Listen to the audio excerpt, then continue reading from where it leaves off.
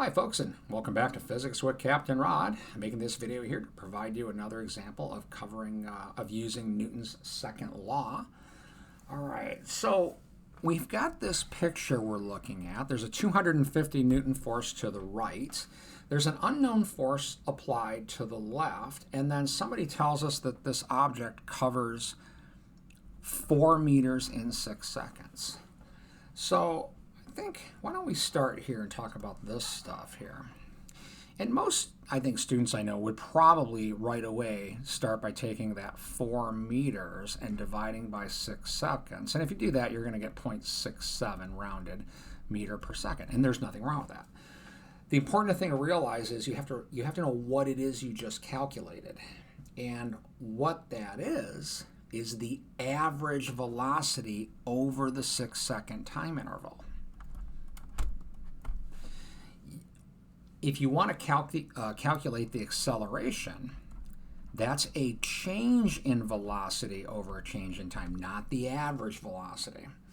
Now you might wonder, well, how do I get the change in velocity? Well, a couple of ways, but I would remind you, if we drew a velocity graph for this, velocity against time, and it started from rest, our graph would look something like this: 6 seconds, unknown velocity. If we assume constant acceleration, this is linear. And there's a couple ways we can go about this, but I probably, for this example, I'll do this. Because the acceleration is constant, then the average velocity, 0.67 meter per second, is equal to the initial velocity plus the final velocity divided by 2. Literally the average of the initial and final velocities. So what you're going to get out of that, if you solve for v final, you're going to end up with 8/6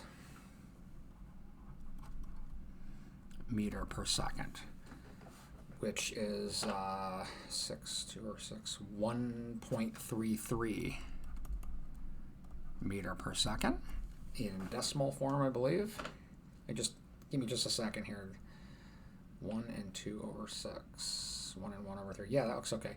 Okay, so now when we take if we want to calculate an acceleration, our change in velocity is 1.33 meter per second over time, 6 seconds. And if you give me a moment, you know what? I don't have a calculator handy. So suffice to say, this is a number here. I'm going to let you folks write that number down. Okay, now let's get to the Newton's second law part. This problem here it's a one-dimensional problem, left or right, and we don't really need to worry about friction. A, because it says so in the problem. B, if you look here and here, these are, I don't know, what I would call roller thingies. So that's kind of the picture physics-y way of saying don't worry too much about friction. So the gravitational force on this and the normal, they're optional in this problem. We don't need them for any reason. So I'm going to go ahead and just leave them off. And now when we apply Newton's second law, right, sum of all forces equals ma, this thing accelerates to the right. Looking at the picture, that's going to be 250 newtons minus some unknown force equals, and I'm going to go ahead and just put the numbers in here, mass 50 kilograms times the acceleration.